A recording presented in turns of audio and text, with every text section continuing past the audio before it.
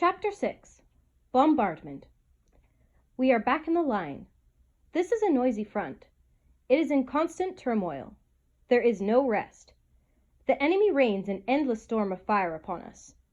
At night the wire is hammered by the artillery, and we live in perpetual fear of raids. There is talk of an offensive. Out on rest we behaved like human beings. Here we are merely soldiers. We know what soldiering means. It means saving your own skin and getting a bellyful as often as possible. That and nothing else. Camaraderie, esprit de corps, good fellowship, these are words for journalists to use, not us. Here in the line they do not exist. We fight among ourselves. The morning rations come up. The food is spread out on the rubber sheet and we start to divide it among ourselves. Bread, the most coveted of all the food, is the bone of contention today. Cleary is sharing it out. Broadbent suspects that his piece is smaller than the rest. An oath is spat out. Cleary replies. In a moment they are at each other's throats like hungry, snarling animals. They strike at each other with their fists. They kick with their heavy boots. We intervene, tear them apart, and push them into separate corners of the dugout. Blood streams from Cleary's cheek. Broadbent is alive with hate, white with passion. You bloody rat! Ah, shut up, Broadbent, leave him be. Who's a rat? You. Come on, cut it out. Any man that'll steal another man's bread. They rush at each other again. Again we pull them apart. Cleary wipes the blood from his face. He scowls, and he holds his hunk of bread in his hands like an animal. Then slowly he begins to gnaw at it. We never become accustomed to the shell fire. Its terror for us increases with each passing day.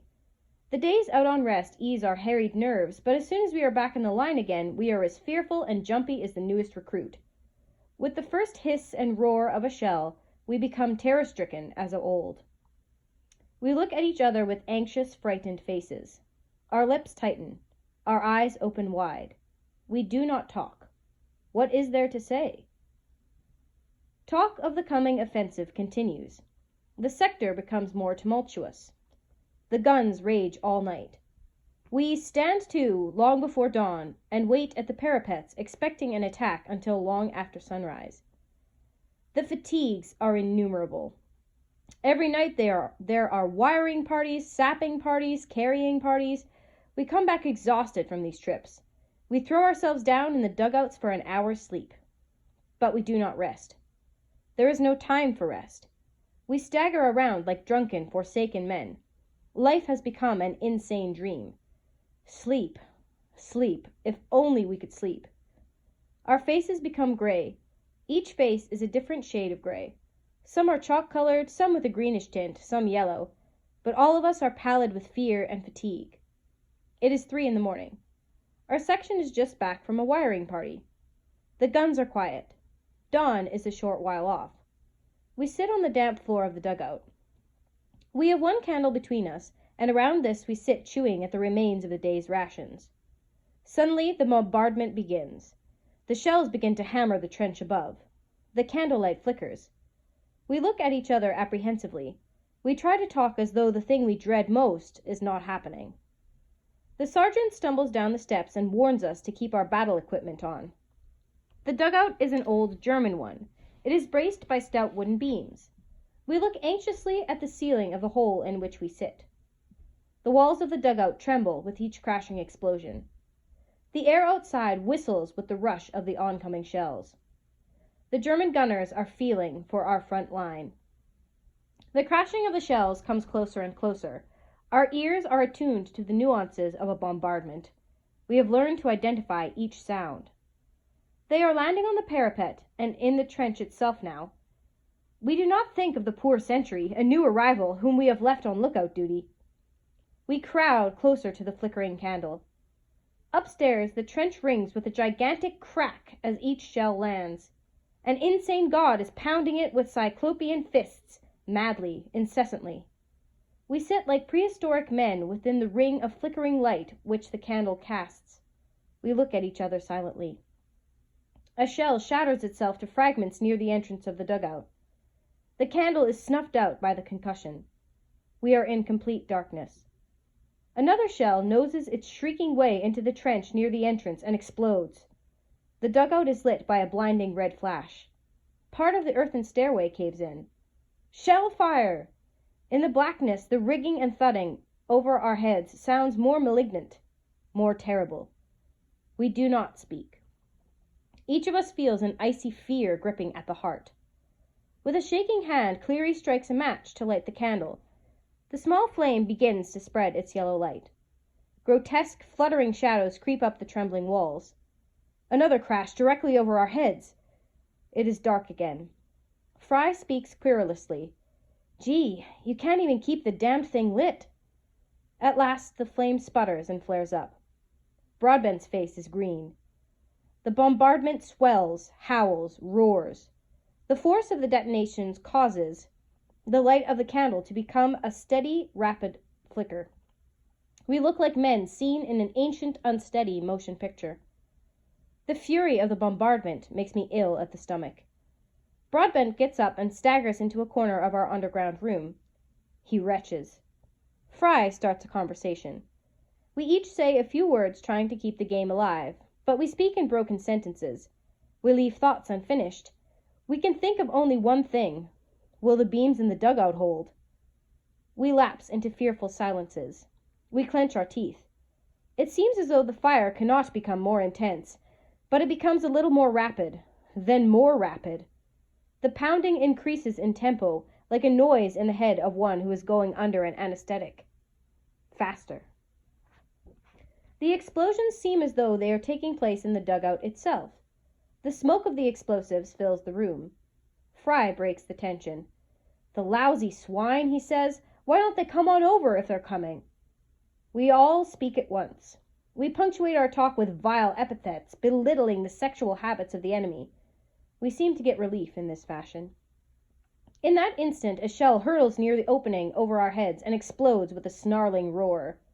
Clods of earth and pieces of the wooden supports come slithering down the stairway. It is dark again.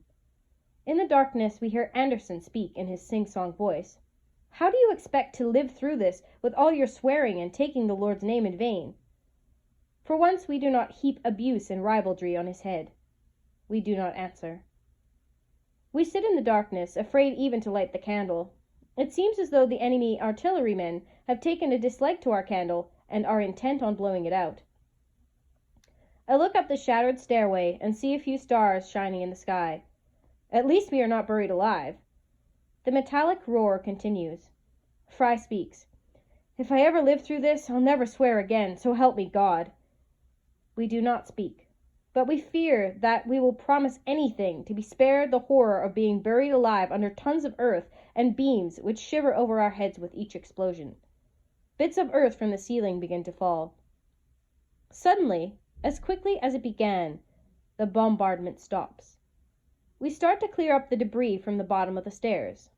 To think we could propitiate a senseless God by abstaining from cursing. What God is there as mighty as the fury of a bombardment? More terrible than lightning, more cruel, more calculating than an earthquake?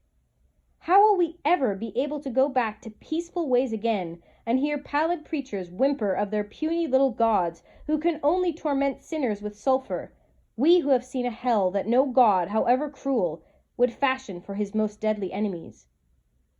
Yes, all of us have prayed during the maniac frenzy of a bombardment. Who can live through the terror-laden minutes of drumfire and not feel his reason slipping, his manhood dissolving? Selfish, fear-stricken prayers, prayers for safety, prayers for life, prayers for air, for salvation from the death of being buried alive. Back home they are praying too, praying for victory, and that means that we must lie here and rot and tremble forever. We clear away the debris and go to the top of the broken stairs. It is quiet and cool. All night long the artillery to our left up north booms and roars. A ration carrier comes in with a rumor that the Germans have broken through up in Belgium. We are unmoved by this piece of news. We only speculate how it will affect our futures.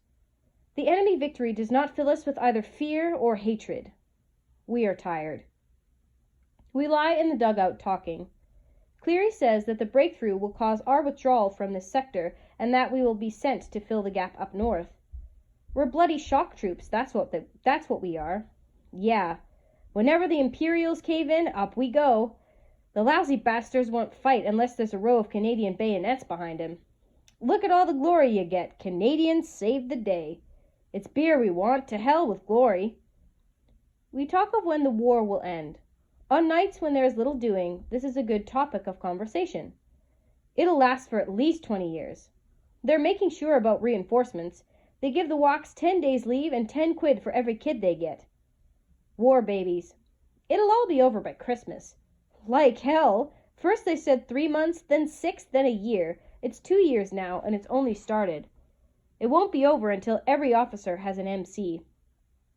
Why the hell should they want the war to end? They got lots of damn fools like us who'll enlist, and when they stop enlisting, they'll drag 'em in. Anderson speaks up. He is cleaning his rifle in the corner of the dugout. The war will end on August the 1st, 1917. Got it all figured out, eh? No, but the Lord has figured it out for me. And the beast which I saw was like unto a leopard, and his feet were as the feet of a bear, and his mouth as the mouth of a lion. Now what does that mean?